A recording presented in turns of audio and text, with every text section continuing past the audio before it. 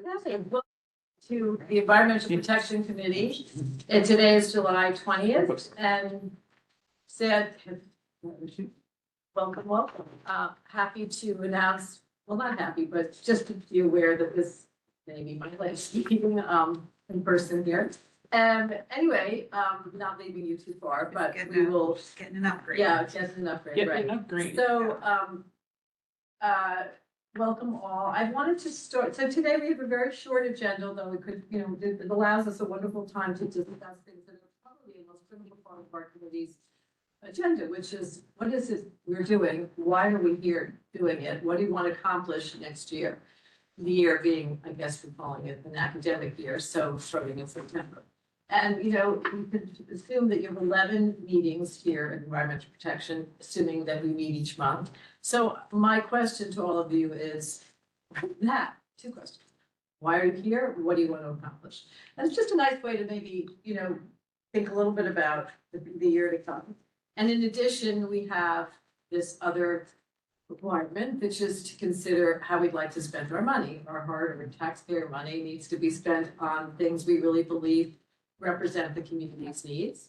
And, looking very carefully at that. I think over the years, it's been a little bit opaque as to how this process actually unfolds. So we did a little, Martina and I did a little cheat sheet here for those new members who may not be acquainted with this slightly Byzantine process to, go over things. And we'll look at first in these next 2 months, mostly right now today, because we're not meeting in August, reviewing last year's past of what we've achieved and what we didn't achieve, and thinking about what we want to do. We could also launch into the task before us for September, which is what we'd like to see. So that's really the agenda for today. Really interested to hear from the public who may or may not be present. Before we did anything, though, we're adding something to the agenda, which is simply to start by having our two new members. We're so glad to this committee. So Sean and Pamela Friedel, Sean Ware, to introduce themselves. I've asked that every board member in the September meeting will have a chance to do this, to talk a little bit about themselves, what they do, why they're here, why they joined the board, and the like.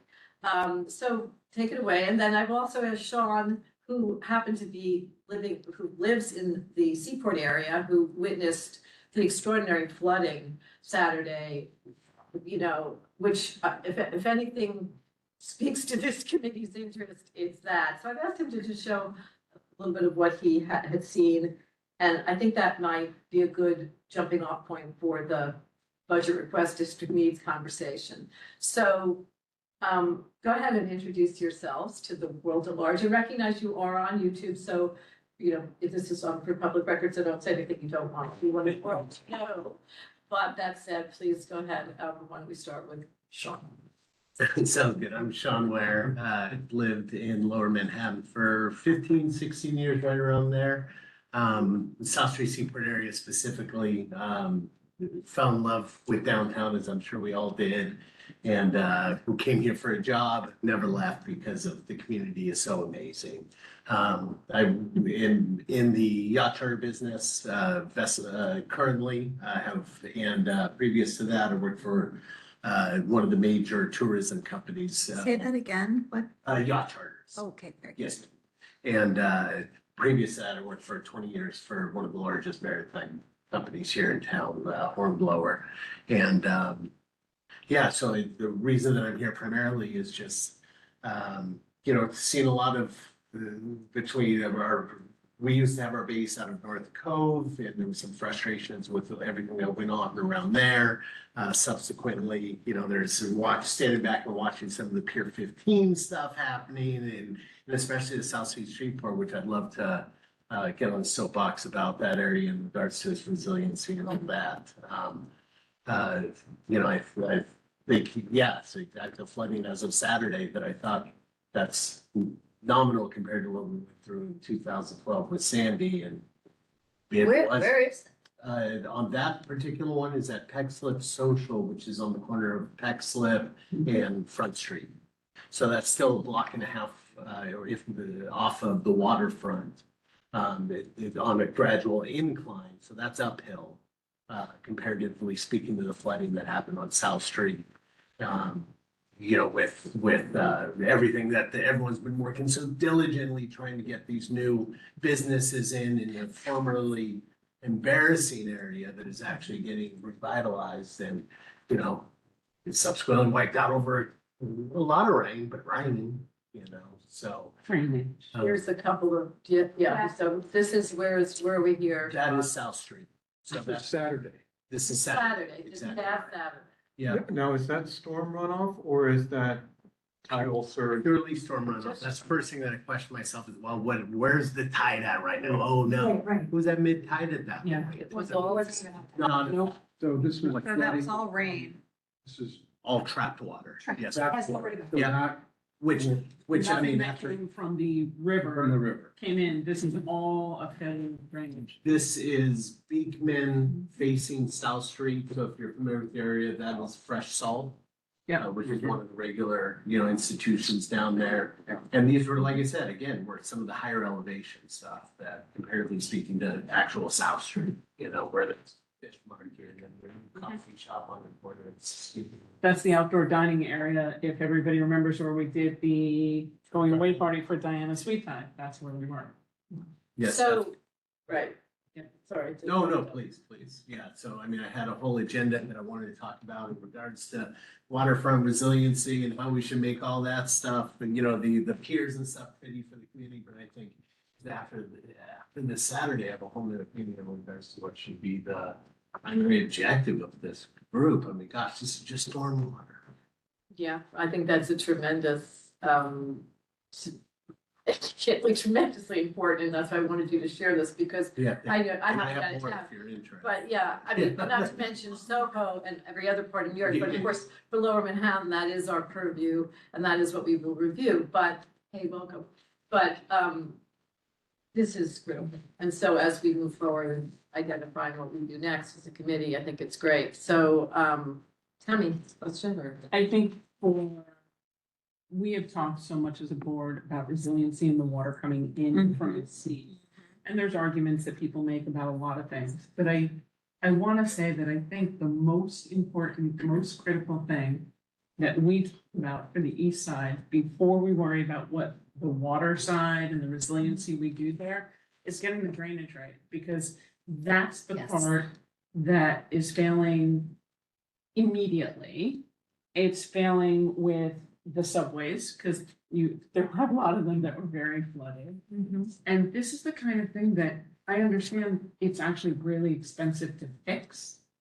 More expensive potentially, I have understood, than putting up seawalls. But if we can't do, this is what's damaging us now. We have some time for seawalls that they've told us, right? Arguments of rising water, lowering water, but this is to me a really good reminder for precedent setting. I mean, one of the things that we've always talked about is drainage, and drainage was the problem during Sandy. That is actually the real problem that flooded most buildings in Battery Park City that were affected, that not including the pinch points at Chambers where it came over, right? But, and not including the places where it just flooded on the east side, but the drainage, Yeah, that's a lot of places. right? And The if you sewer can't, system. yeah, if you And that's can't where the drain, major destruction happened, was the standing water. Right. And, you know, and infiltrating. if you can't drain this out, you can block the others, but if you can't drain this, then what are we doing? Wendy?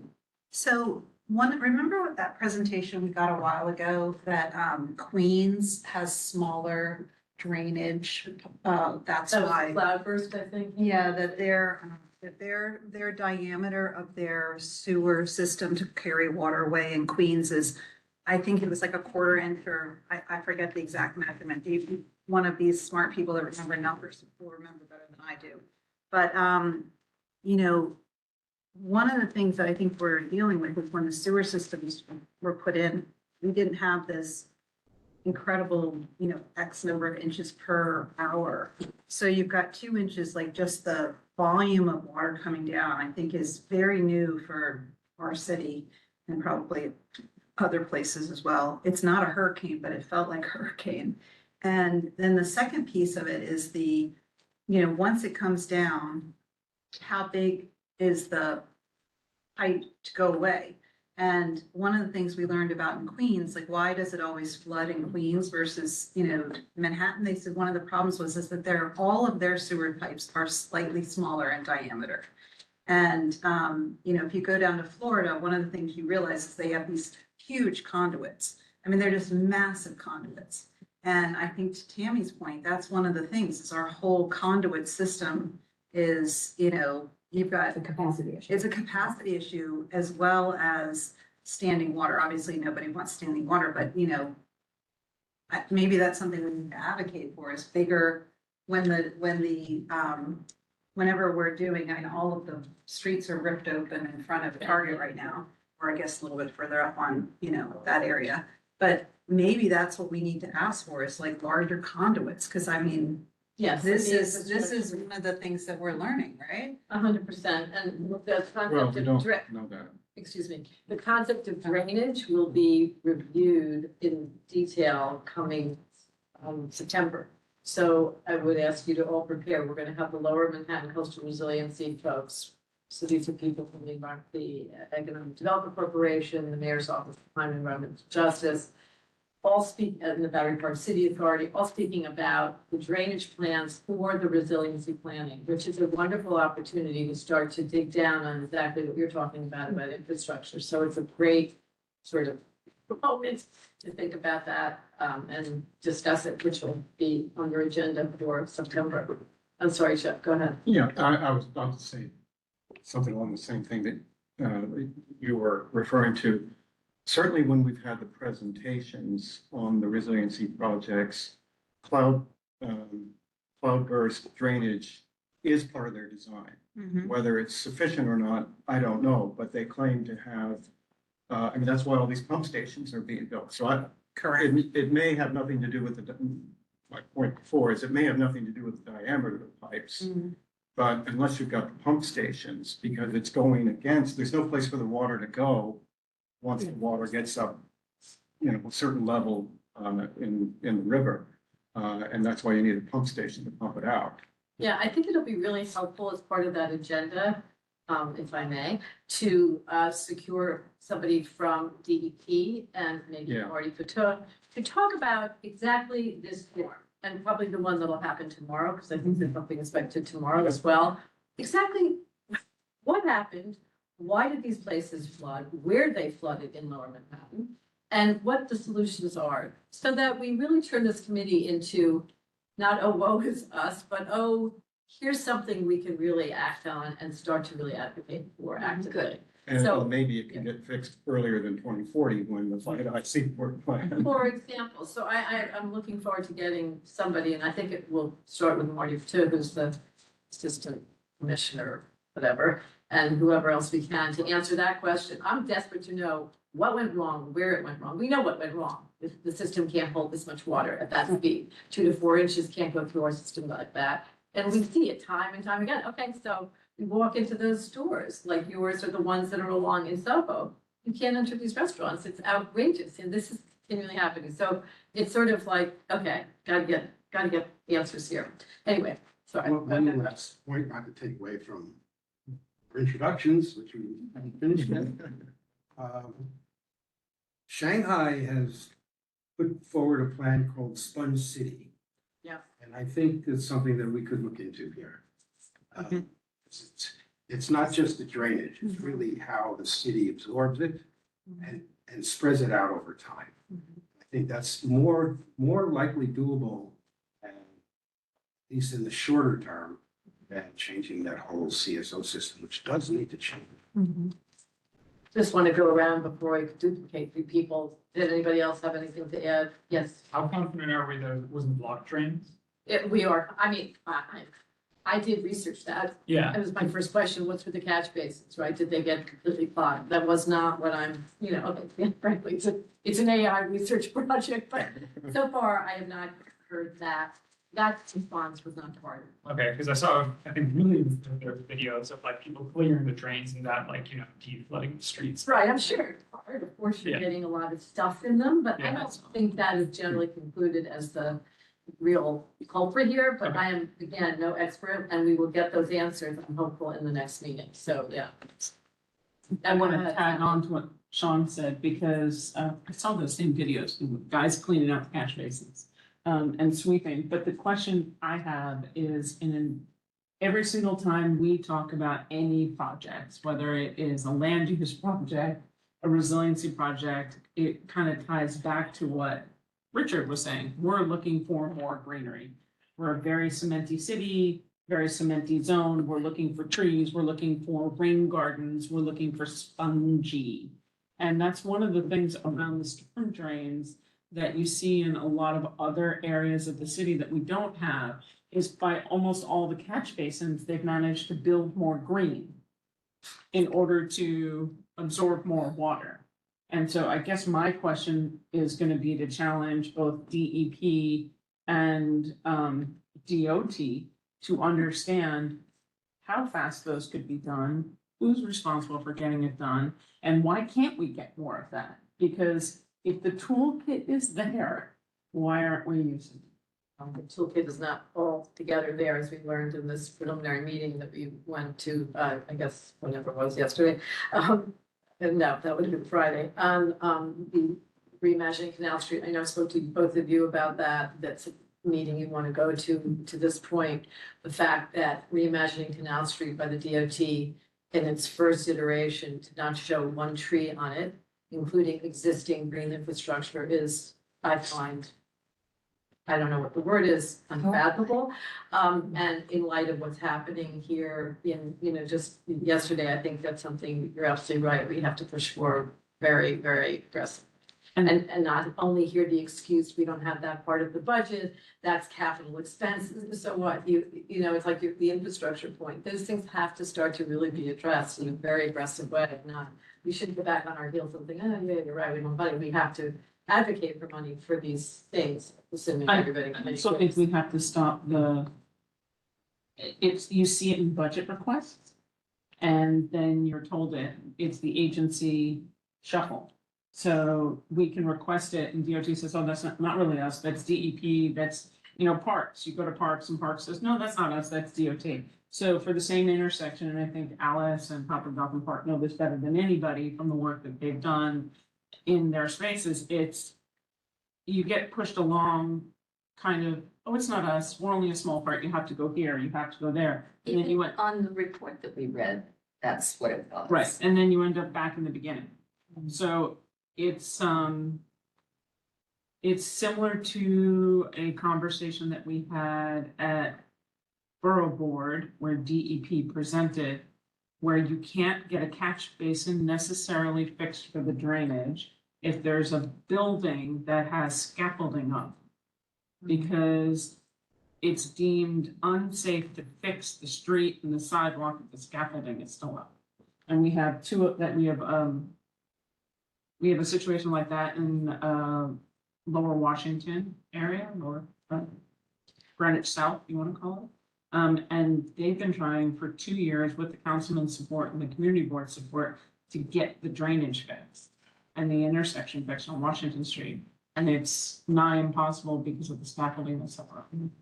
So, sort of a subset of the bigger problem, yeah. So anybody else I think we were starting with a introduction, but that segued into asking Sean to talk a little bit about his experience at South Street. And just for those of you who came late, we're introducing our 2 new Environmental Protection Committee members. It might be a nice time for every one of you to answer this question because we have the time. Why are you here? And what do you want to accomplish in the next 11 meetings? And just a really brief, it's a 2-minute, I'm going to have Martine help me with the timer, but 2 minutes as to what it is, you'd like to see on agendas. And this isn't the last time you'll be able to speak to it, but it seems like a nice moment to do that. So in addition to introducing yourself, I'll ask everybody also to very quickly introduce yourselves to these members, and we'll have hopefully other opportunities to kind of hang out a little bit, I'm hopeful, but right now, let's just quickly go around, starting with Pamela Friedel. Do I have the pronunciation You right? do. Yes. Pamela Friedel, I've been in Pembroke since 2000. I've been in Lower Manhattan since 2005 and Tribeca since 2016. I'm in the hospitality business on the development side, opened multiple hotels, private clubs, restaurants, airport lounges. This is my favorite et cetera. thing she does. I have a 20-year-old who went through the public school system. I have an 84-year-old mother. I'm in that sandwich generation. So one of the reasons this was an interesting committee for me is exactly as you said. I was here for Sandy. I was working on Albany Street, where Albany meets Washington. I watched that flooding happen. Saw it again in Soho yesterday, and I was on the Jersey Shore, but all my friends are texting me. So having a son who is came through the public school system. I want to protect what we do have for him. I want to make sure that my mother has what she needs and that she gets the kind of accommodations in a city like this as she ages as well. I don't want people to feel like they can't still navigate a city, even though it's a little bit harder. And all of these things that we're talking about, I read through this 47-page plan. And these are all the things that I care about too. And so I'm happy to be here for all of those reasons. Gold star for you having read all. Oh, yes. So, yeah, why don't we just take it around the room just briefly if we can? Go ahead. Oh, hi, I'm Sarah Cassell. We've lived here for over 30 years in Gateway. And we live in the building that's partially over the water and the one that indeed during Sandy flooded and we had to go. I think living in Gateway where we do on a corner, we have construction on both sides of us. That one and this one. And most of the things listed on that report, especially the air quality, I notice I have rhinosinusitis. It's from the World Trade Center, and I feel all sorts of weird things. And I can tell that they've been doing work and pumping, and sometimes I wear a mask downtown. Sometimes I wear a mask in my damn apartment because we've got the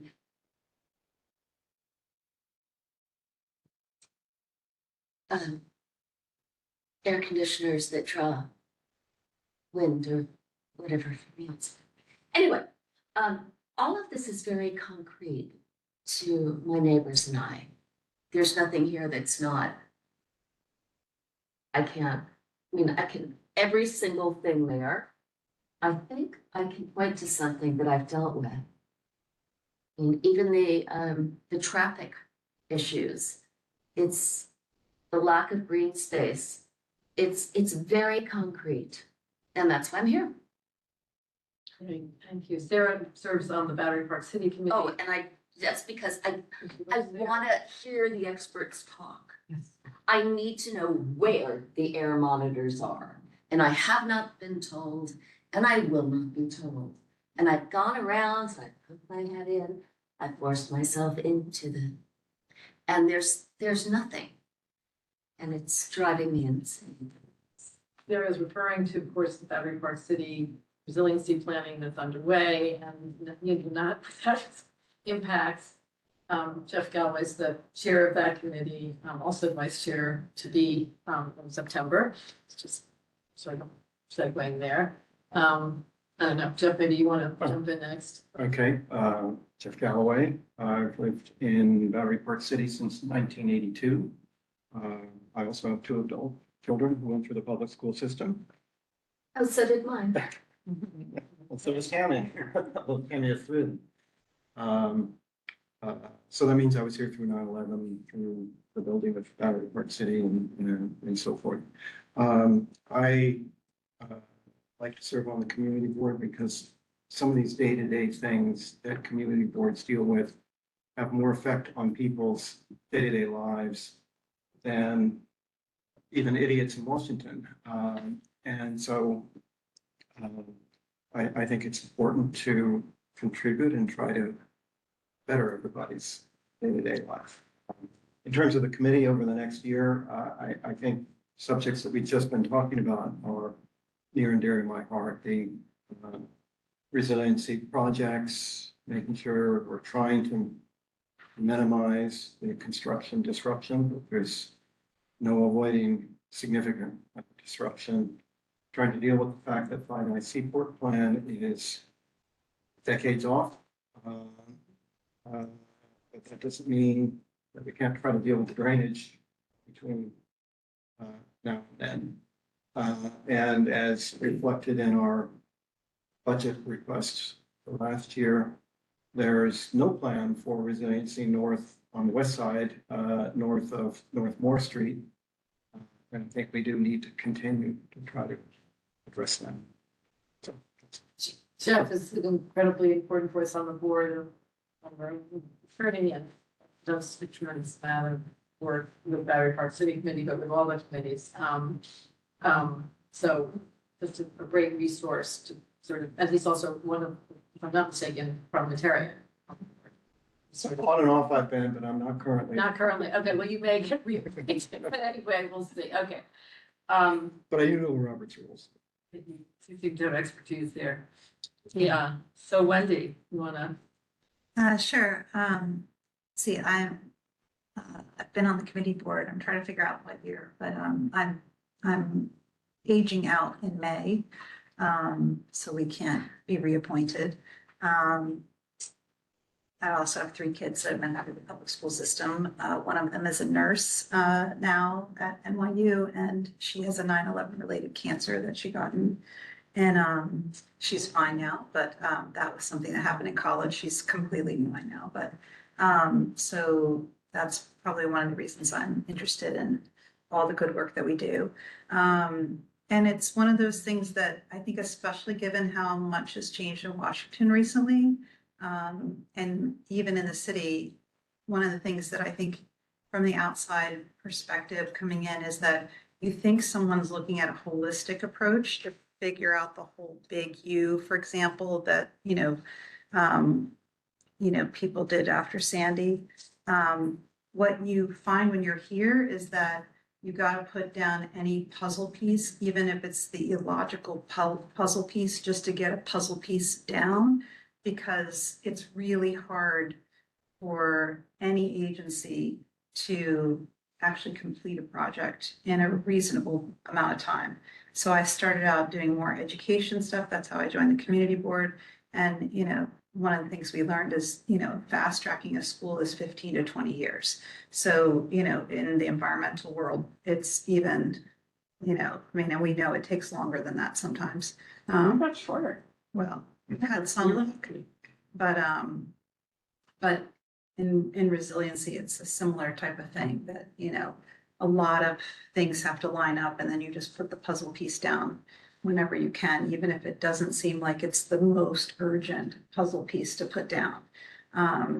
So if that helps a little bit, that's been my logic when I try and explain it to my neighbors, like why this project is getting built before another project that's much worse is getting built. And you realize that it's, it's very, where are the sources of money? And that's how these things get done. So if that makes sense. Gonna miss you. Know about that. Yes, no. She's reversed a lot of battles that we've had over the years with all these projects. It's been exciting. Yeah. Great. All right, let's thank Richard for moving around the room here. Hi, Richard Corman. I'm born in New York, born in the Bronx. Lived in Lower Manhattan longer than probably the majority of people on the board are alive, which is a very long time. Lived in Tribeca for 30 years, actually. I'm on the community board to start with because I truly believe that the core of our democracy starts here with civic engagement. This is the bedrock of that. This is the bedrock of civic engagement. This is where people can first go to actually have an impact on their daily lives. And that's the only thing that really matters. And that's the only thing that keeps our democracy alive. I hate to be so highfalutin about it, but honestly, that's where I begin. And I think the community board itself is really that foundation. It is the first place where people can go and is one of the most important places. And if we don't have that, our access to political change, to affect change, is blown apart. So I feel a real responsibility to help make that happen in our community. Why this committee? Again, starting at the highest level, to read anything, live through anything we've lived through, Sandy, Saturday, climate change is existential. And it's not just water, it's everything, it's heat, it's the brain, it's all of that, and it affects us every day, as we see. And so we need to work on it for our lives and for everyone that comes after us. So I feel it's great that we have this opportunity to do that here and we have access to things that could actually make some change. I guess one other thing that's important to me about the community board, it gives us access into the political process. I wish we had a little bit more impact, but it gives us access into the political process, which is how change eventually, the only way change is really made for us. So what are the things that we need to deal with? I mean, we're all hearing it. We've got to fix the things that affect our daily lives and threaten us. The rain, the flooding, the water rise, The the smoke, air quality. Was that? the smoke. The smoke, the air quality. We need trees. We need to electrify. We need to change what we're doing in in terms of air pollution and carbon emissions. There's so many things that we need to do, and this is where we can begin to do it. So I don't want to take it up because there's lots of stuff that we can all talk about, and we're going to go on for 12 more meetings or 11 more meetings. Yeah, you're right, we're starting fresh. Yeah, Richard has, everyone of you has huge histories that are not being revealed entirely, but you can sort of get to know each other, but they're quite impressive. Every one of these bios are like monumental, having known all these folks now for so many years. Anyway, thank you, Richard. Tammy. Okay, I first started with community service in Lower Manhattan, advocating for new schools because there were no schools for my kids. So that's how it all starts. I am a little past the sandwich generation because I had my parents who lived at what was then the Hallmark in Battery Park City. My dad for a little while. My parents were both treated for cancer in New York City. They used to come up and stay, and I've been in Battery Park City for 30 years. So been around for a long time. I worked down in the towers and I've worked in Lower Manhattan for all perspective. What do I love about environmental protection? Well, I think that there have been so many incredible changes over the years. I became chair in 2020, and that was a wild time to start being chair. I am delighted for some of the things that we've seen happen over the course of the time, like bird safe glass, stuff like that. But there's so many places that we tend to not either look at holistically, which is my big thing, or have an urban plan. So if we look holistically, for example, at drainage and the opportunities of where to stem the tide, even if it's a tiny drop in a rain garden to redoing the CSOs, having the diverse conversations about all that are really important to have, because you can't just say, well, let's wait for the biggest project. We should be starting with the smallest ones. And then during COVID, we actually had dolphins that were off the coast of CV1. And the water was so clean. And I'm a little distressed every time we have these conversations now because we are working really hard at cleaning up the air pollution and moving cars and trucks off the street. But we are then adding that diesel into the water. because there is no plan for electrification for any of the new blue highways, but they're looking to double and triple and add into the waters. So there needs to be, from my perspective, if we don't want to kill the river, we should be looking at ways to find mitigation and environmentally protect what we had and actually engage and build out. There is absolutely no reason from the Battery Maritime up all the way to 36, or you want to stop at the Brooklyn Bridge, where's my Brooklyn Bridge beach? Why doesn't that area have the same treatment for the people who live and work here as the Battery did or the West Side did? Why don't we have, why is the city looking to put more concrete than grass? Why are they getting rid of the one public pier that we have? We need to take a more urban plan look, even with environmental protection. Be able to haul in all the agencies, have everybody at the table, and be able to say, we want green grass over here. I want a picnic by the water. I just don't want all diesel. It shouldn't be all commercial. We should try and find a way to. We used to be able to, I mean, you see old pictures, there were piers on the entire east side. Some of them, people swam off some, people fished off some, people, there was a tennis ball. There was just so much in our zone on the east side, active water connection. And that's something that I think in this committee, helping clean the waters. So when we're adding the blue highways to make the streets better, we're not actually then polluting the waters to a level that it's untenable. That's what I'd like to see a focus on. Good ambition, yeah. Good luck to do this committee. All right, Ushma, coming from a slightly different angle, very interesting one. Uh-oh. Hi, I'm Ushma. I've been on this committee for 3 or 4 years. I've lived in Tribeca since 2010, and I like garbage, so I work in garbage. My company is Think Zero. We're a waste reduction and diversion firm, and I work with a lot of big real estate owners here in the city. So that's primarily the thing I care about on this committee, because I don't think it often has everyone else talks about everything else. I think it's very, very important. But that's the thing that I would like to advocate more for here. I mean, it's pollution, it's littering, it's health. Think about that, right? Like, and then we throw a lot of shit away. So I just think there's more to be done. I'm happy to connect anyone who wants to learn more about it. I'm also on the Manhattan Solid Waste Advisory Board, which is also a citizen advocacy group, and we talk about garbage every month as well. Engage in trash. And we A lot of trash talk.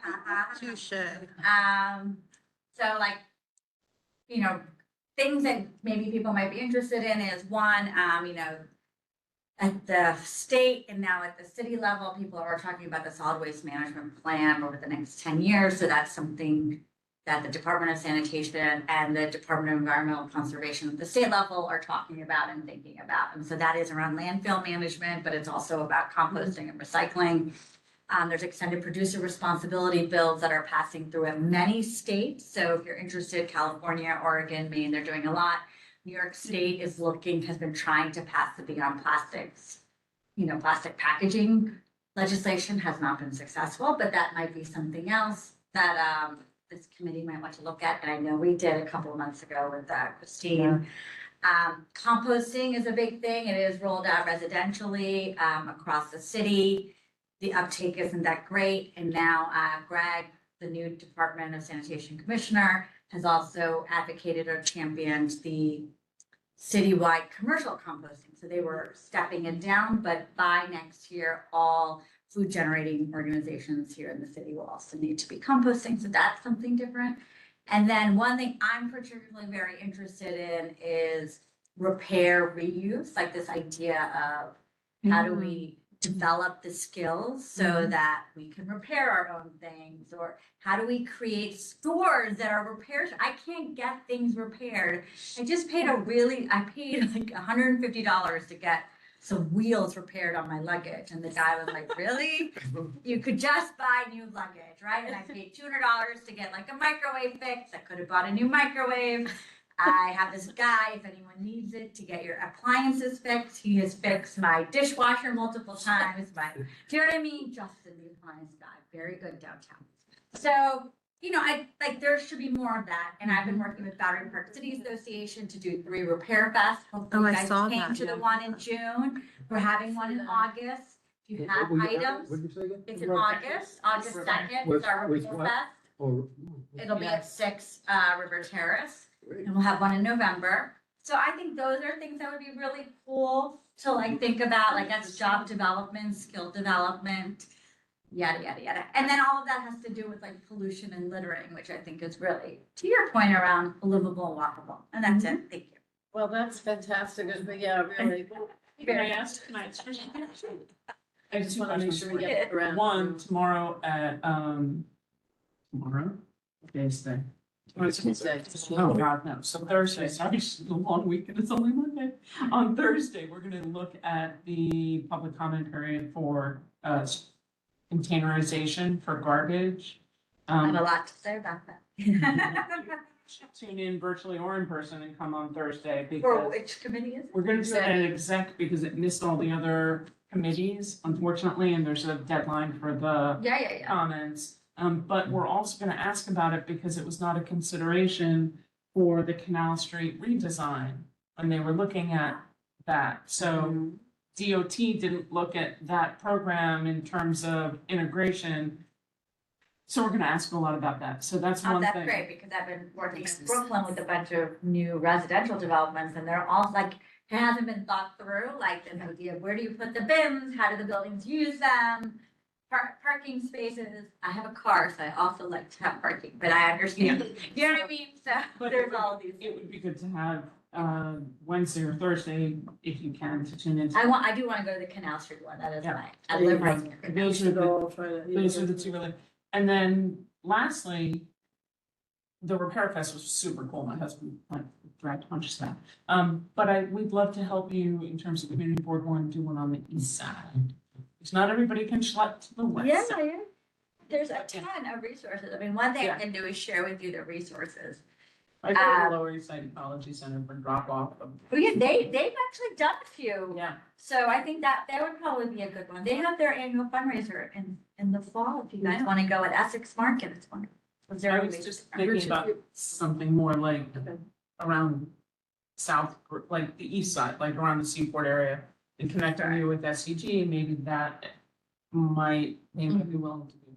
Sure. So BPC pays me to do it, but I'm happy to do it the other way if you have like all the other stuff. So, yes. Just wanted to let you know. Yeah, so Sean, go ahead. I just want to say Oh. one quick thing to that. Happy to report also that the City Council Environmental Protection Committee is planning to take up a bunch of the things that you're talking about, Mhm. expanding composting. Oh, that Epstein's bill on banning that's like It's a what?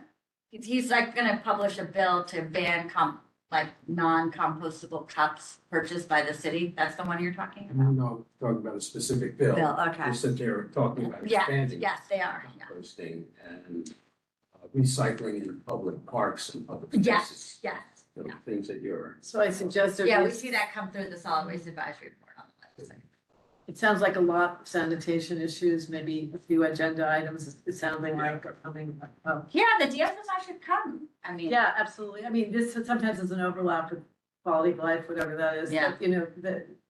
Or I'm happy to do a You little could do it primer. as a joint. I did potentially, I did one a while back. Yeah, yeah, you did. It was great.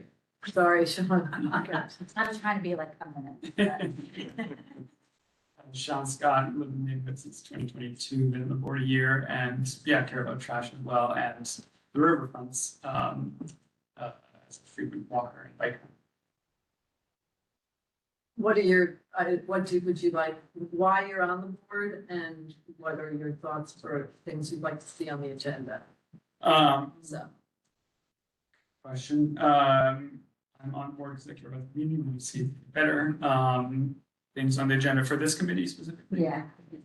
yeah. Yeah, I don't know if trash falls into this. Probably like, but, that would probably be. Okay.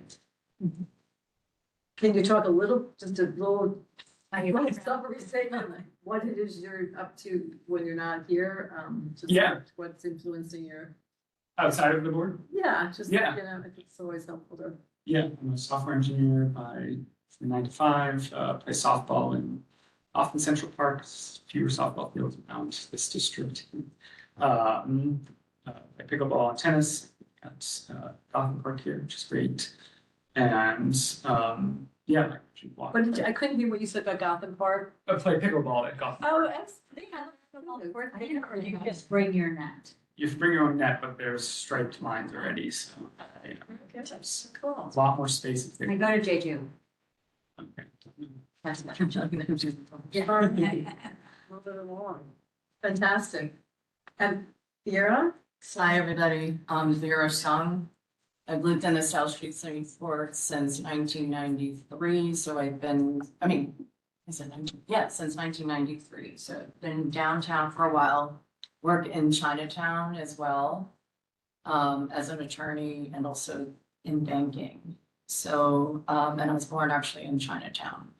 So I have lived through 9/11, Hurricane Sandy, all the events this past weekend, all the wildfire events, both downtown in the Seaport and also in Chinatown. I actually, as I sit here now, I have, like you probably have been, suffering from the wildfire, air quality. And I'm just really concerned about all the projects that we have going on right now, the construction projects that we have going on, and how the air quality is being monitored and how safe it is for all of us, especially disadvantaged communities. So very much interested in environmental justice and making sure that communities who are disproportionately affected by environmental hazards, like Chinatown, like where this jail is being built, it lies within a disadvantaged community area, how we can help so that the pollution and all the ill effects of whatever is going on in that area that's contributing to poor health is ameliorated as best as we can. I would also like to see some sort of uniform look in terms of how we review all of the environmental impacts of all of the projects that are going on downtown and establishing the base. Like for instance, with air quality, I'm harping on that right now, but air quality, I think every project that the city is engaging in, air quality for all these projects should be monitored for PM 2.5. And that should be the standard. We should be advocating for that.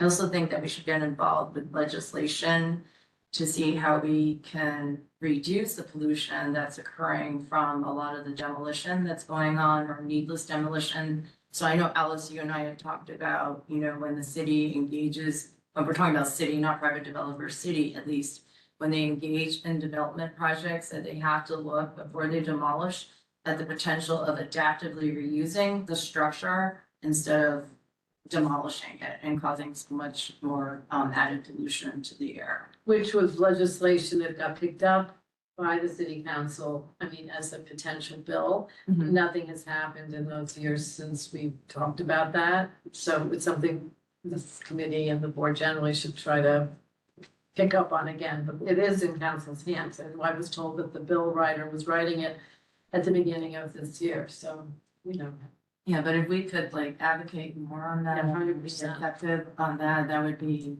that's just one way how we can help reduce all these, the impacts of all of the air quality. absolutely. So, Well, yeah, we're losing Vera too, this very yeah, sad. I'm leaving with, You three, are you? No, you're still on. No, No, Sarah's that's on. Sarah's on, so it's just you two. Okay. Mhm. Right. Okay, Nancy, who is our public member. I have someone. Oh, well, Sean. Thank you. I think you. Okay. So Sean Harris, the new member, Nancy, I think you guys missed a little there, but Okay, so I'm Nancy, as you said. I've lived downtown since 1971. my husband was very involved with the community and he's not with us anymore, so I'm sort of trying to pick up some of the slack there. I'm very concerned about the flooding.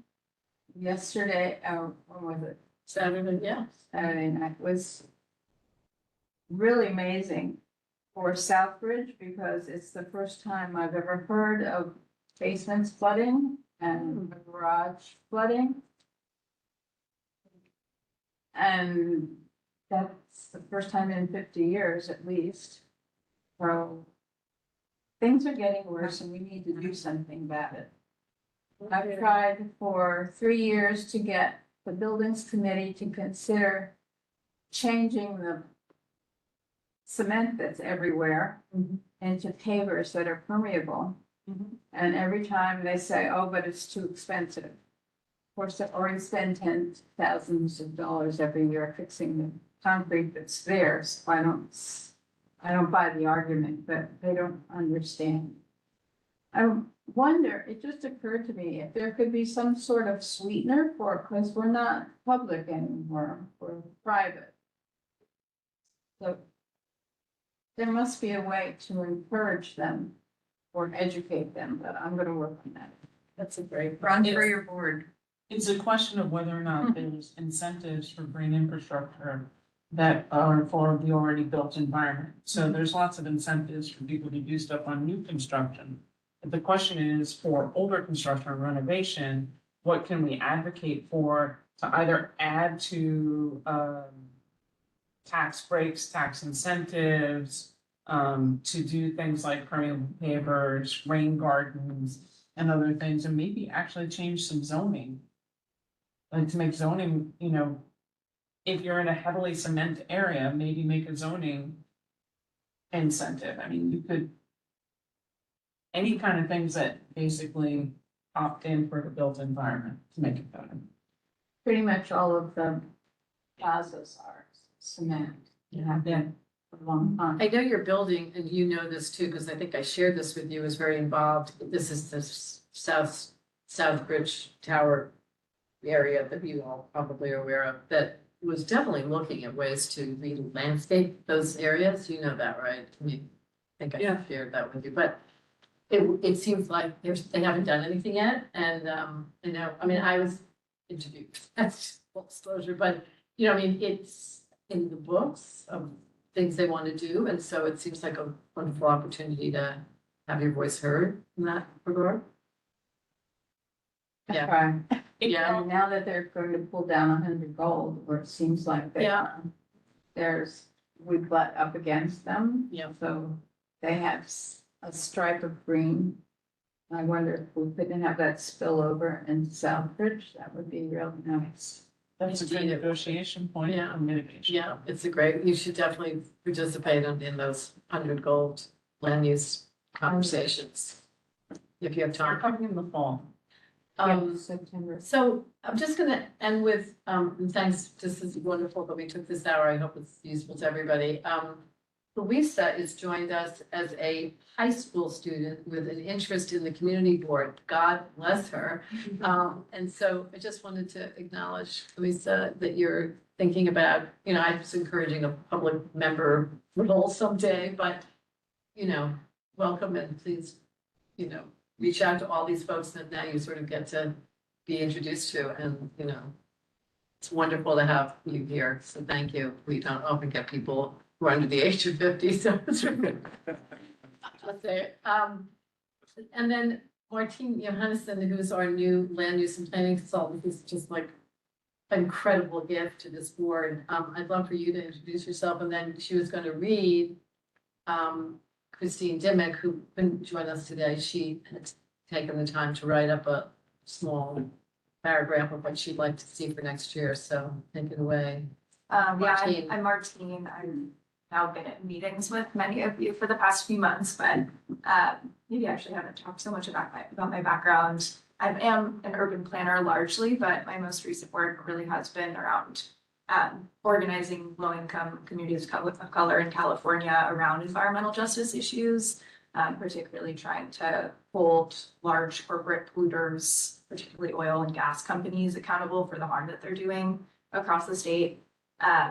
We are really trying to take down Chevron in Northern California. There's huge oil refineries there. So they're kind of different issues, but the main core of those being the harmful public health impacts are totally relevant to communities here as well, and how big polluters are killing us.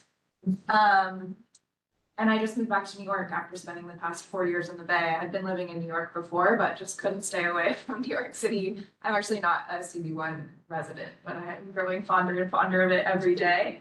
And I have, worked, live, sleep in the city here in the past. I'm so glad to be back in the mix of things with all of you. It's been a really fun reintegration into the city. And Martine will answer any question you have as best she can. This is really the role and part of, the planning consultants. So, right, fantastic to have you. Okay, and I think we'll end with Christine, and then we'll launch into just a brief review of this district needs and budget requests and everything. Okay, so I'll just read from Christine's. Obviously, I'm not Christine, but rising energy costs in our neighborhood was number one. Many reasons for this, but hope that our committee could investigate it further. But also want to see the impact of the loss of tree canopy in Battery Park City and if energy costs increased for those nearby during that year. And how does that relate to heat waves? There was another piece on local law 92/94 around solar roofs and general electrification of building roofs, what's been going on with that. Wanted to understand more. Battery Park City and FiDi/World Trade Center buildings that are in the path of bird migration. I think somebody else was mentioning birds and bird collisions earlier on. But wanting to understand, maybe bring in the NYC Bird Alliance to talk a little bit more about the impacts of these buildings on birds. There was a suggestion and some excitement about if it was done right, maybe this could be like a fun and exciting and engaging way to bring art into the city, to have like paintings on the glass, bring artists into the mix of how to protect birds and actually bring art as well, maybe increase tourism or something like that. Another question that many have raised today, how do we bring attention to the parts of our district that have had flooding from huge rainstorms that are now the norm? Christine also mentioned a couple possible speakers, 2 more, and then I'll wrap on some of the other ideas. Slow Food New York City, which is basically a food system NGO that's interested in like high quality taste of food, but also environmental sustainability and social justice.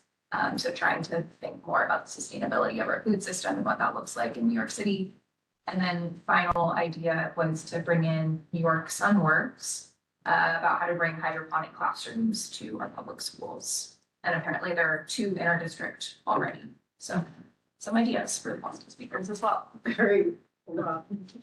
I mean, without those ideas is a good segue to go to the district needs and budget requests, and that you're going to be asked to just highlight 10 as a committee maximum of what you feel are things we should be fighting for in terms of budget request, both understanding the expense capital and operating. You have to limit sort of what this committee can do in the next year. So you just keep this in mind when you're thinking also about the district needs budget request. So maybe Martine has last year's stuff up here and we can look through, and I guess the first order of business is to remove those that have been done, obviously, or any that you feel are not particularly useful, if any. And please don't be influenced that you have to keep what's here as part of what you would like to see as a request. And this is not the definitive list. Today is just sort of starting it out. We gave a little what to think about, which is focusing on the biggest needs facing MCB1 residents, workers, and visitors. Try to stay away from my backyard has a pothole thinking, or I don't have trees in the garden, most important. Pair specific projects with broader initiatives that benefit the whole district. prioritize areas, infrastructure and services in poor condition or lacking investment. You know, things that are almost perfect don't need to be made perfect. Be strategic, with the committee's request of 5 or 10 high priority projects. Look ahead to emerging needs our district should prepare for, which like we're describing in terms of climate change. And all ideas must be city-funded projects. So the capital funding for infrastructure, construction, equipment, and expense funding, which is staffing, maintenance, programs, enforcement, operations generally.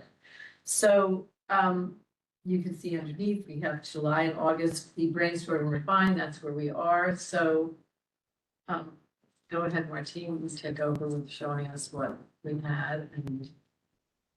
Yeah, so this is just huge kudos to those who waded through the entire report, but I just pulled out the requests that were made last year and that were most related to this committee. They fell under the core infrastructure, city services and resiliency section.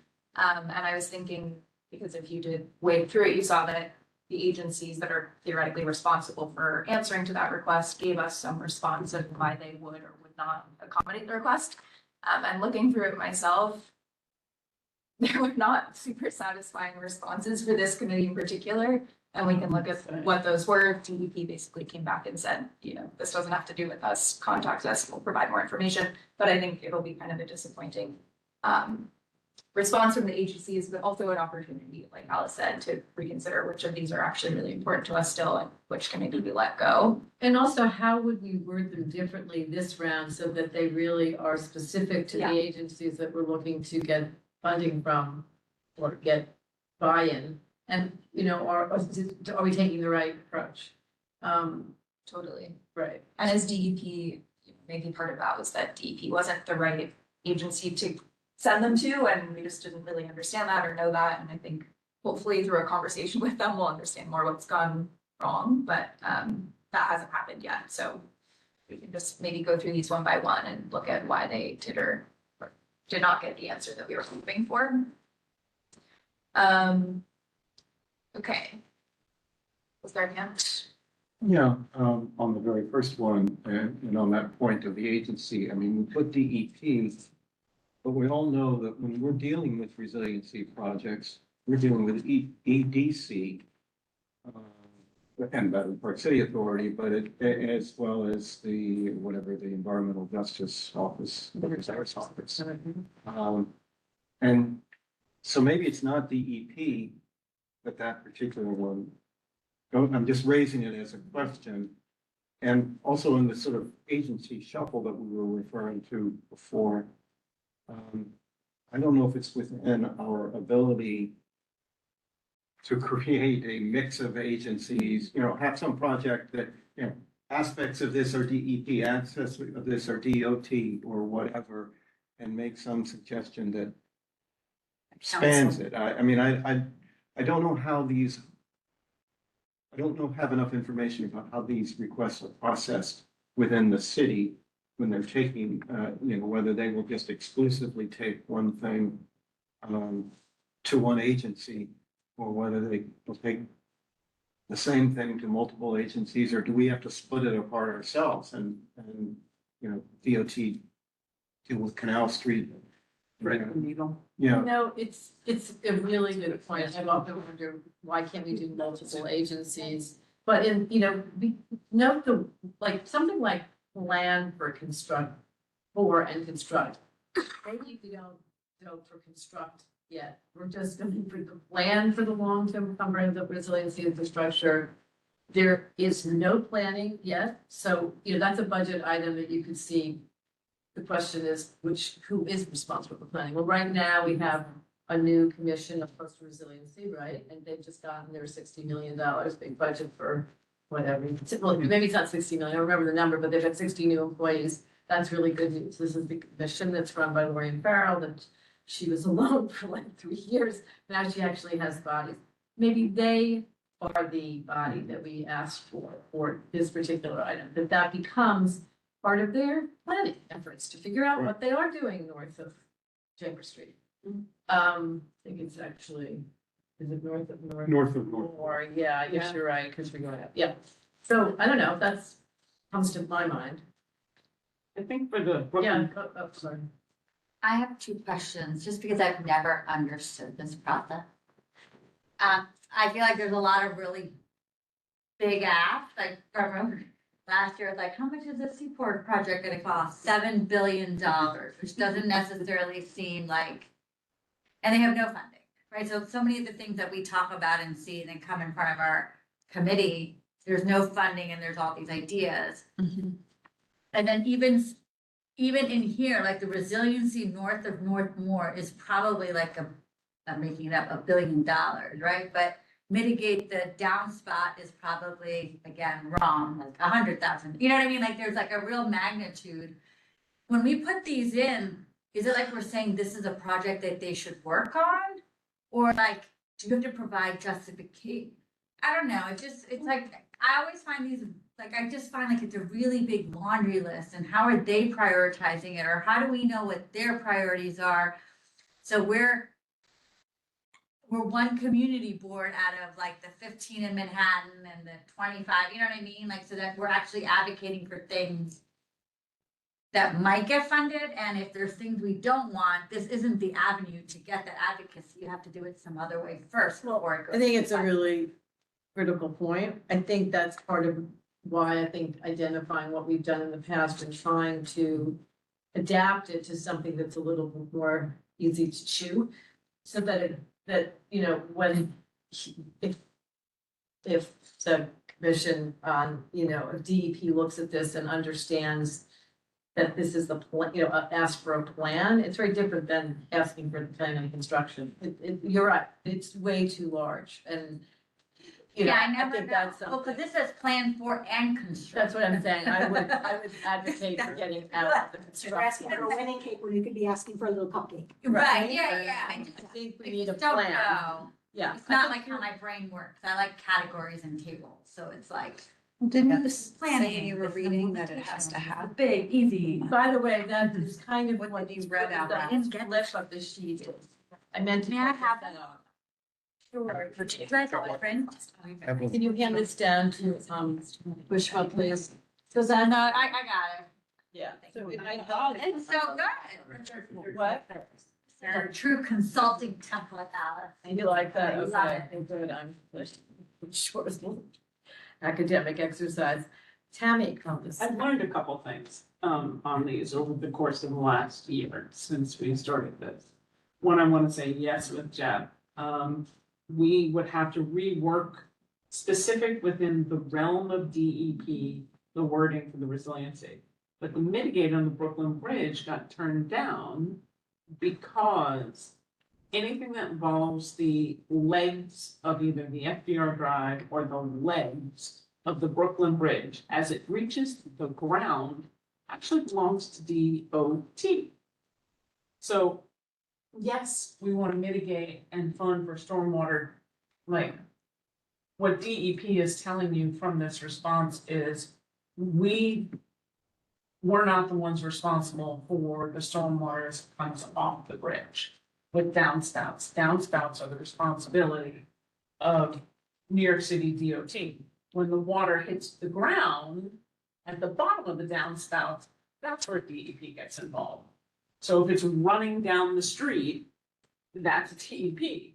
But getting it off the bridge and as it comes down in the pipe, that's actually DOT, which is the most frustrating answer when you read this because you realize. Yeah, but I would want to know if that's accurate, that the reason why DEP isn't going to bite at it is because it's DOT's territory. I think that's DOT something we need property. to know. It is It's owned. exactly the kind of puzzle piece thing that we're talking about. Yeah, this is what we learned about everything that comes off like the bottom of the FDR Drive. All of those footings, as it reaches the ground, belong to DOT. I guess my point is that I wouldn't be So you should send it using to that as every a agency. reason to not have, yeah, exactly. Like I would send it to each agency if it's Yeah. a high priority. I'm not sure this is, I'm not sure what this one, It- I've never heard anything about this one, but. It is related back to Gotham Park and the flooding Yeah. and things like this they have Rosa. that come off the bridge. And also underneath the FDR Drive, it's that same, you know, Well, the elevated roadways and the downspouts that come. Yeah, I just would say that given 10 items for the environmental protection committee of Lower Manhattan, I'm not sure that would be number 3, at least in my book, but that's for discussion. So are Go ahead. are you asking to just copy and paste last year's and then you want us to, and then you want us to like vote on it, or what do you want? Absolutely not. I think the first exercises are there ones that you want to remove or change in any way that are the ones that are up here. Oh, Just maybe got as a start, removing ones that are not useful anymore, or like what we're describing, that they might go to more than one agency, or the word is planning rather than constructing. Yeah. Things I like would that, recommend just to start. Like that. Maybe just on that point, I think something that worked structurally and process wise a little bit more clearly in land use was just going through all of them. Maybe if people could note their issues with them and save some of those until the end, it'll give us a little bit more of a structured container for reviewing what has already been proposed for the previous year and then either making them bite-sized or editing them, removing them as needed, just so everybody has a sense of all of them that were. Is this in Google Sheets? If you could share it and we could all comment on it. That's what we do at the SWAT. Yeah, this There's, is, there's like 40 opinions. does everybody, And it's torturous. We're just looking at the first 10 here, right? yeah. Okay, so let's just Why don't I finish the just- 10. yeah, Why don't I just power these, read them through so everyone's familiar with what we asked for last year. Yes, And go off. completely dumb question. Why is it that DEP or DOT or whichever agency doesn't tell you which agency they want you to talk to? Why? Great question. Maybe they don't agree with you, or it's. No one knows. What if, The other guys. so. That is a good question that we can ask in budgetary. It's ridiculous. Yeah, I mean, my recommendation for this piece would be over the next month, I would take it upon myself to meet with whoever's at DEP also to like get some more clarity because I don't think they're giving the same response across all of them, but they're probably different. That is something that- Reason, and I that would is report something- back to all of you. That would be great. So that's something the district manager is supposed to work on between April and July with the staffing. Because we get our budget answers in the spring. So I'm sort of thinking that maybe he just didn't have, I'll give him the benefit of the doubt, that he didn't have the opportunity maybe to review all of it. But that is something that is part of what, when we get the agency responses that we are supposed to do, is spend the time to do the follow-up. Okay, well, I'll see if Zach maybe he's had the meeting already and I can just see where he's at with that, or if I can word with him to get that. I just Thank wanted to you. make one point as we go through these. At least as far as I look at it, simply because the agency said no last year is no reason not to ask for it again. Even if we expect them to say no again, but there's a new administration, God knows what can happen the next time around. So I wouldn't feel, oh, well, they said no 3 years in a row, so let's just drop it. I agree. I think it's also a good advocacy strategy to repeatedly ask for the same thing if we think that thing is important, even if they say no 3 years. And so later they say yes when they realize. You're on record. Yeah. Asking for this over and over and over again. I would say we might want to tweak the ask. Oh, absolutely, yeah. Slightly to make it a little more you. Yeah, no, I'm not advocating blindly just do the same thing over and over again. I think we should try to tweak it if we think there's some way to make it more acceptable or target it more towards what we actually want. Okay, so I will just, spent some time looking at these three. Does everybody feel comfortable with these? The first one being resiliency, currently plan and construction north of Northmore, but we've already talked about maybe shifting towards more of a planning. So does everyone understand, most people in this committee understand that this is the one area that has not been given any kind of plan in Lower Manhattan? It was sort of thrown to the United States Army Corps as part of the HAD study. And that is now on hold, of course, with this administration. So, but even with it, there were tremendous problems. So this community board has worked very hard with our electeds to try to push forward on looking at a West Side resiliency plan. And that's what this is about, sort of, just so we know. Yeah. Yeah, so I'd like it for just to be planned, but I also am very concerned that we have multiple resiliency plans all south of like Houston Street, and they all need to connect in some way, and so maybe just have that language that it should be done now as some of these other resiliency plans are underway or being planned, otherwise. Use the word tie-in. Yes, that's a good.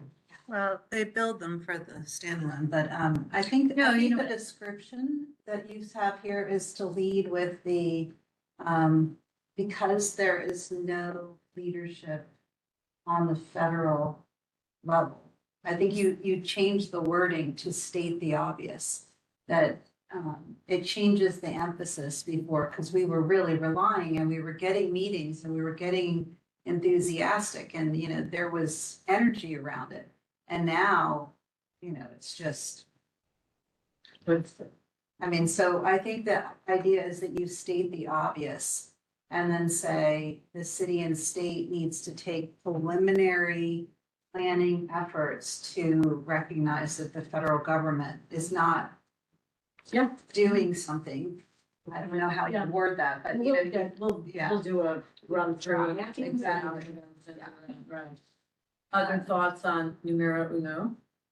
And again, this isn't a moment where we're voting on it or identifying every word of it, just conceptually all the things everyone's talking about. Okay, good. Okay, number 2, reduction of CSO discharge. The idea was to integrate the remediation of the CSO system, Can you define CSO? combined sewage overflow. Yeah, right. And so when it rains. Yeah. To reduce I know. overflow into both rivers and the East and Hudson rivers by including them within resiliency projects such as the 5I Seaport Climate Resiliency Master Plan. I don't get that one because the Finite Seaport Fund Resiliency Master Plan has no funding. Oh, no, I mean, they have a funding plan. A plan, but I there's mean, no no, funding, but this says to They're fund. actively working to get it in the 2028 water bill. And they need funding now at the city level to get through the environmental process. I'm reading this as we acknowledge the CSO system currently doesn't work. Make sure in all future planning, we're trying to address Right, this but the issue. CSO is not part of that. But I do think, to your point, it should be quite specific that we're looking to add this responsibility to the plans, the planners of the Finite Seaport. Although I was gonna suggest But is almost that the a, opposite. oh, I was gonna suggest, you know, potentially including, because they may be saying no because they don't want it to be part of the plan. I mean, it would make sense to make it part of the plan, but it's a separate and distinct problem. Right, and they have. and even if they don't do the resiliency. Even if they still don't want- do the resiliency, they need to do this. And Then I wouldn't conversely, include it. even if they do the resiliency, they still need to do this. Well, I would make that clear, because this is almost like you want to integrate them into the plan. I mean, we saying- are suggesting that because that's logical to do. Well, just ask for it independently is what you're saying. Yeah, that's what I'm saying. I love that idea to ask for it independently because based on what we were talking about before. Puzzle with piece. drainage, It's a Things puzzle get piece. funded. They can always add it to a Finite Seaport master plan if it's part of the plan and funded, but either way.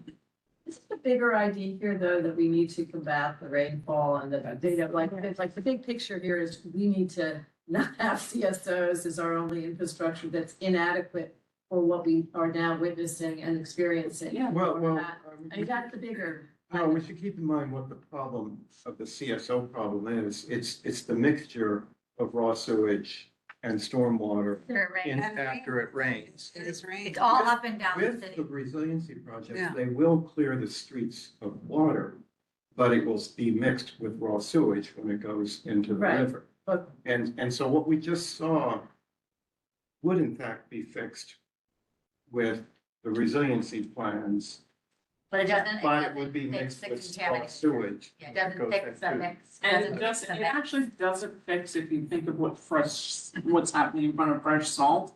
None of that would be fixed by this because you have to fix the drainage on those streets, which Yeah, Finite we- Seaport master plan does not do any of. Right, probably that's reached bigger, far. that was what I It was may trying to not get reach to, that is far, that's yeah. another issue that I think should be in this And- pile Yeah. of top. And- 10. and- Yeah. So maybe it's really two separate issues, Yeah. CSO and just drainage. Yeah, And like- I was just yeah. saying, and Okay, again, let's- state the obvious about why is the intense rain You know, I think that's the answer is like, we're also saying the world has changed a little bit, so it's even worse now than it was when we wrote this. Okay, well, Yeah. I mean, yeah, there's just so much we can, but yeah, I mean, I think everyone knows this is an urgent situation, but Richard, go ahead, yeah. So while I'm not a civil engineer, the CSO problem is enormous. Yes. It has to be, I think, it has to be solved everywhere in the city or it's not solved. Because somewhere, if there's not enough capacity to take all the drainage into the storm, into the sewage plants, it's going to get into the rivers somewhere. So I think the problem is mitigation and not fixing necessarily the CSO problem. We have to ensure that there isn't that much rainwater going into the sewage systems when these storms occur. So that it's spread out over And time. how do we solve the absorption rate and allow for, you know, rainfalls of 2 and 4 inches to be somehow absorbed into. Because for we could instance, build, that's a separate- we could increase the drainage pipelines here in our neck of the woods, and it won't mean a thing. Because it'll still get into the river because the pipes aren't, and the capacity for the sewage plants isn't enough.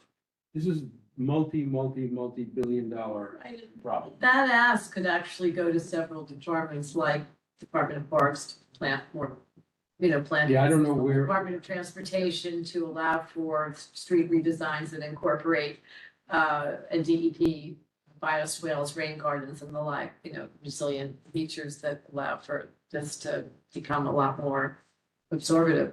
A toolkit that allows the DOT to have permeable pavers. I mean, there are specific things we could ask for that are quite affordable, if you will, that I think, yeah, you know, to this bigger point. And that could actually make a difference, whereas this will never make a difference in our lifetime.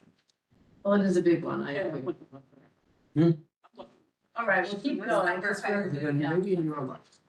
Mitigating the groundwork. We've started to talk a little bit about the mitigate Brooklyn Bridge downspout runoff. The idea was to provide funding for capturing and managing stormwater runoff in connection with Brooklyn Bridge. Let's get, yeah, let's load with Rose on that because she seems to be the real expert. This is Rosie Chang, who's a board member, who is co-founder of Falcon Park and yeah, big player on this. Wonderful.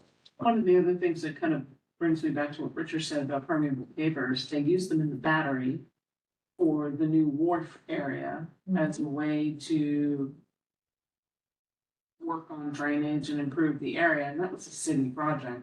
So I guess my question is, what lessons can we learn from that and everything else that we're doing, and when we're looking at that, maybe that's part of the Yeah, I mean, conversation. DOT, we brought this up many times. DOT always says we don't, and that should be in the, you know, Yeah. street thing. You know, when we talk about the street redesign on Wednesdays, DOT is constantly saying, oh, we can't afford it. We don't have this in our toolkit. I mean, so get some money in capital expense to buy some pavers that allow for these new areas that you're designing along the It's street. not just the pavers, the water has to have someplace Well, to that's go. it, but. No, but that's where all the money is. It's not the pavers, it's directing the water, Well, because we right have- now it just flows off the street. They know where it's going. But if, But if it begins to percolate down, it's a much better situation. I mean, and I think they would admit to that. Maybe there's some roads in the parks. This is something we can bring up Wednesday, that very question, because our. That's a good question idea, was- yeah. Yeah, that's a good one. I'm sorry, somebody, And yes, Nancy. Has any thought been given to doing something a little more radical, like suggesting to them that they be separate systems? I mean, you have sewage and you have the runoff, but the rainwater isn't gonna pollute anything anymore. than that's where it's called combined sewer, that because it's normally separate, but when there's not Right. enough capacity to get the stormwater out, then it mixes with I the sewer. understand, but that somehow, if you fix one, maybe you could just deal with the other. And that might be a smaller fight. I don't know. I don't know. guess what, Alice? That's incorrect for DOT. I just looked at I'm in their street design manual, permeable interlocking concrete pavers Part of there, yeah. In I've there seen too. that. in the toolkit. Yeah, Awesome. yeah. Thanks, Tammy. That's good. I've seen that, but they. It's been approved as standard use on sidewalks at school locations in lieu of planting strips. That's what, that's the point. They don't have it in the wider, like, that's exactly the problem. Well, Well, that's what we'll talk about on Wednesday. That's critical point. It's only in lieu of planting strips. yeah, Okay, Okay. moving on, Yeah. capital requests continued, we're gonna get through it. Okay, the next one was the Joseph P. Ward and Washington Streets ponding. The idea was to evaluate a public location or property for green infrastructure, for example, rain gardens, stormwater green streets, green playgrounds. this is the area that I was talking about, actually. That, we've been working with DEP and DOT and DOB for 2 years. This is, 2 years. is this in Battery?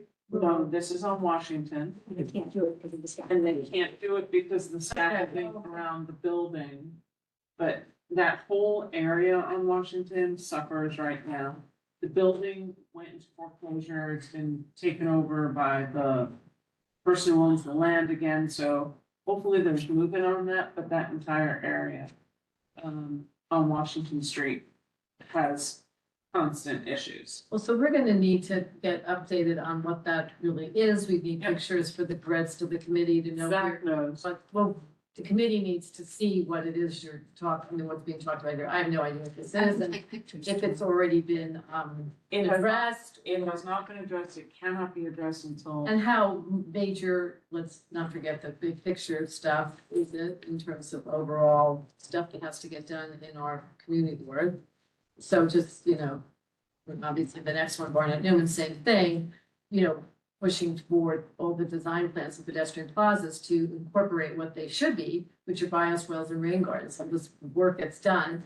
That, full disclosure, I am the chair of that particular board for Barnett Newman. It's a small triangle of Green Street. Green Streets are these leftover spaces that are parks and DOT jurisdiction.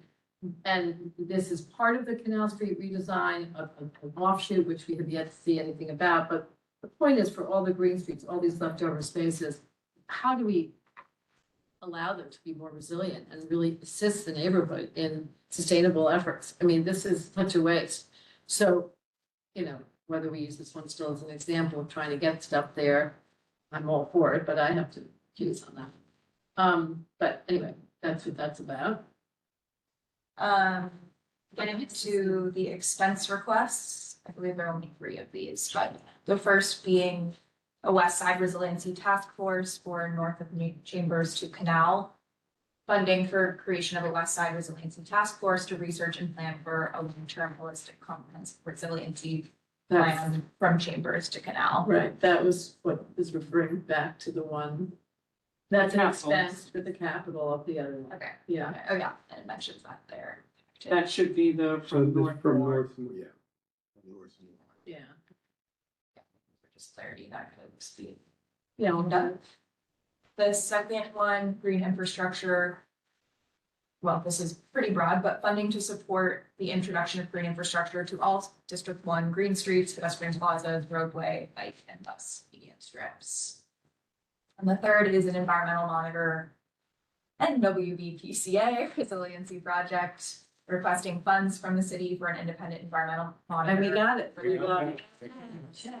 That's a yes. Even though the agency did not support and cannot accommodate. we got That's a it. good. We didn't get it from that agency. And it wasn't DEP, right? So that's an interesting one. That's a really interesting one to see where you it didn't matter. And yeah, good example. What are we asking for in the green infrastructure? I'm not quite clear. Is it a plan? Is it implement?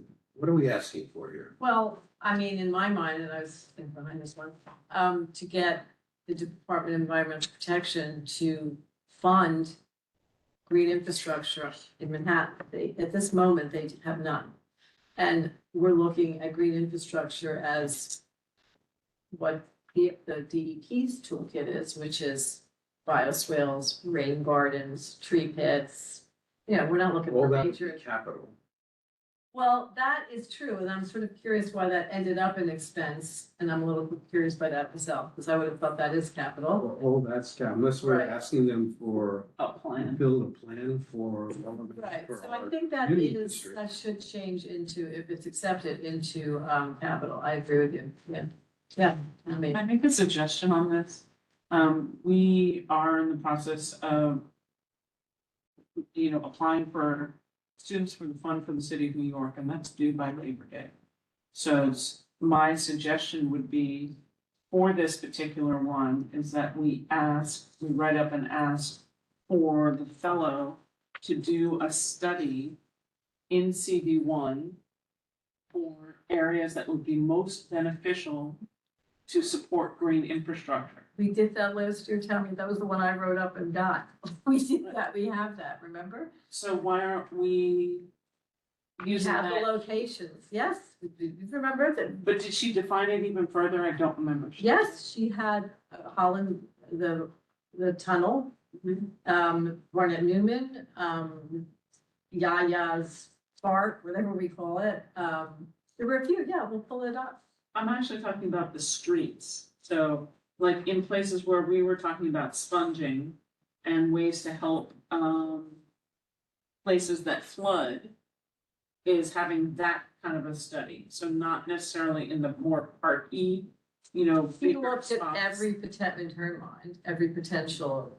I'll put it forth and circulate it to the community, or I'll ask Martine to do that. But yeah, that's a good one, and we did sort of cross I that. was just thinking like Yeah, focusing on that kind of a thing might be, and then if she did that report, then how do we take the report that she did and translate that into this? so we could specify the areas. That's what I was thinking. Yeah, I mean, we sort of did with Barnett Newman, and we could with the Holland, I think we did the Holland Park ones, I keep calling it Holland Park, the Holland Tunnel. The Rotary. The Rotary, thank you, is definitely included in our budget requests. Not maybe in this committee, but certainly in, Should be, it's good. I think it should, so I'm a little, because maybe it's coming up. I was surprised. Well, you know what, maybe it's not, I don't know, we'll have to find it, but I know I know it was in the document for sure. It might be parks, probably parks. Yeah, sorry, If you go right there, that number 1, which is we're north of Chambers to Canal. And then you have number 1 of the capital one, which is resiliency north of Northmore. it's the same thing. It's the same We thing. divided, we did what we were advocating to do. Okay, well, I'm just saying like it's Yeah. mudding. And then the second one on there, if you go to the expenses. Sorry, the third one, I mean, that project's already happening, so would you? We got removing it too. We I got it, yeah. Yeah.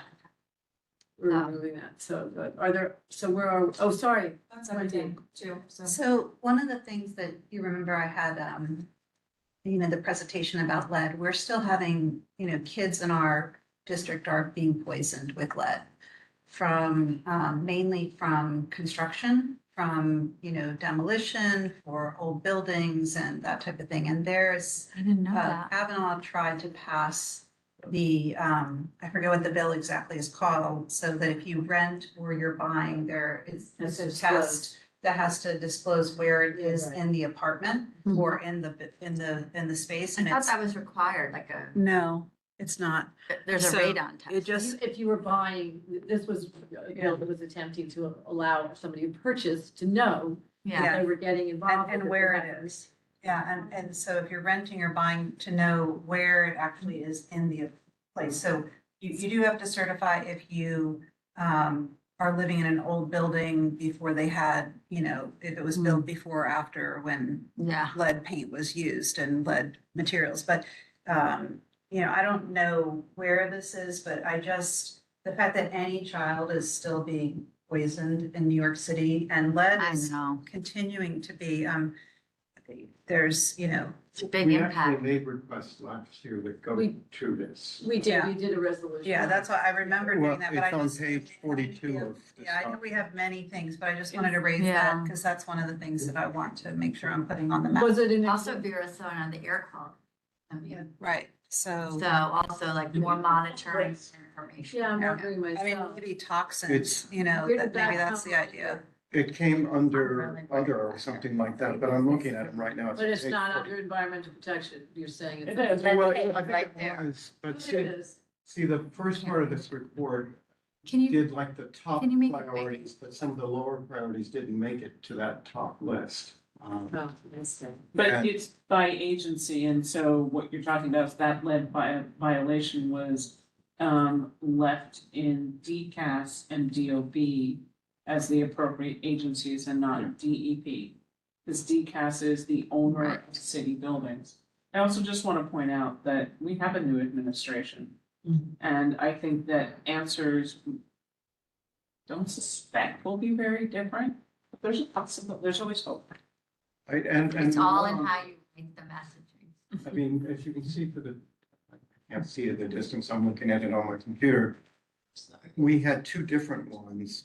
One was about lead paint in city-owned buildings. They say, well, we don't have any lead paint in any of our buildings. I find that hard to believe, but that's what they said in their response. But the other one was lead paint violation enforcement, which is basically what you were talking about.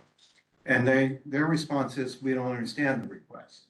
So I think perhaps we can put it in and make it more explicit, refer to the specific statutes that we are talking about. And interestingly, they said it belongs to HPD. And it may very well be. Yeah, I would think with this year's district needs list, I'm really gonna push that we don't get too caught up at the beginning as to which agency is reviewing it, but rather the big picture as to what we want, what the issue is, why we support it, and really drill down on a very explicit description of what it is, and then worry about it's going here, it's going there, because it's sort of a bit of a guess, and I think it pulls us up a little bit. So, yeah. So one more thing about this, in New York State, remains a serious problem with lead in water pipes. Correct. What about here in the city? I mean, we've had to turn off water fountains in schools before for that issue. So, I think that's something. yeah, there's still not enough money to replace all the lead pipes throughout the city and state. So, yeah, that's a whole, yeah. It's about community district one, maybe. Yeah. No, but you're exactly right. I don't even know if they know, like, every pipe. Are we going down another list here? What are we? Good point. Yeah, Right this is, now, or so this that? is the full document. As somebody mentioned, this didn't show up in the EPC or Environmental Protection Committee related request from last year, but it was in, well, I can probably find that So easily. See, No, it was in other, yeah. most likely. Yeah, it wasn't right. So I guess in the month of August, everybody should be taking this document and, using this if you want, to sort of asking what the top issues are for you, why there's a problem, what's the unmet need, et cetera. Based on this, but also just based on things like you're remembering, okay, there's a problem. But with doing that, I think I would ask that it is really understood that it is an issue. How big an issue? How much, where is the city in having identified lead in the water? Where is the city on this? The business where we take a guess, we think it's a problem still, we think that they don't, Well, I mean, that I we think is. can bring we can in find out. experts We can to find out. Portal. New York City has a portal. And I think it would Correct. strengthen our ask, because if you say, you almost link it to a footnote as to what this problem is and how well documented it is, it kind of resonates more I think probably. it could be a problem. Well, and there's been attempted legislation that didn't pass, like in the assembly, I mean, that's the thing is that, I guess that's part of it is, are we echoing what has been failed in the past? I mean, and then maybe it will get over the finish line this year. I mean, because there are a lot of things that, our representative tried to pass, but they didn't pass. Like, is that more helpful? Because they're already, they already went through the process and they didn't pass, but they were probably close, or maybe, I mean, I have no idea. But, I think that Remember, this is the budget that we're talking about here. I mean, we may very well want to advocate for legislation to be passed, it's a different, you think it's a different, but Yeah. that doesn't, my understanding, I remember that presentation that you were referring to on lead. My understanding is that there are some laws on the books, but that there wasn't much in the way of enforcement. which Right, is there's no the money to- origin of our, Yeah, money to Request. inspect. Yeah, yeah, no money to inspect. right. So I'm just gonna round this out by saying, starting in 23, the DOE scanned a new testing cycle, and this is for lead. And that concluded in December of 25. So, and they tested buildings every year on a third of its buildings every year on a cyclical basis. And you can go and take a look at your school and, the profile page.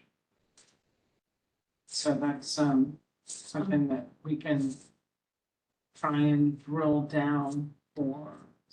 So. To see about our schools. We've gone over everything. And luckily, a lot of our schools are Pretty new. new, yeah. But some are in old buildings that, the high schools and whatnot, when you're cross time. Yeah. Yes. Next meeting. All right, I think we're at a point, which is a good stopping point, more or less. Any other thoughts? But I think sort of the marching orders, if you will, for August is to further define what these things will be. So when we come back in September, you're able to, begin to really drill down on what it is, why it is, and really, again, with proof, not shoot from the hip. Go ahead and do the research, ask SAC for help to get, and Martine for agency information, so that we can be a little more specific as to what the asks are, and hopefully more effective. But, we're not completely ineffective either, so it's great, it's a great thing to do, so, yeah, anything else, or? Oh, just one thing. This sheet will hopefully ask you the right questions to help redefine what some of these asks will be. And there's also going to be if you're more of a digital person, well, it'd be great if you want to bring this back in the fall, we can review them together. There'll be a digital version eventually sent out to every committee so that there's like a collecting place for new ideas, old ideas, but redefined, that'll be sent around. Hopefully in the next week or Good idea. so yeah, keep an eye out for that. Thank you. Lovely, thank Anything you. else, I think? Okay, well, thanks very much. It's been grand being the chairman for the last 10 years. Look forward to seeing you. Thank you, Alice. Great job. And I it's a will big, be around, it's I a will be big, around. but, it was even, this wasn't always a committee. No, you're absolutely right, Wendy. Thanks for reminding me of that. That's Yeah. what we were, a lowly subcommittee. Yeah. That's That's right. right. Well, have a great evening. We'll see you on next week. Yeah, thanks for everybody showing up. Exactly.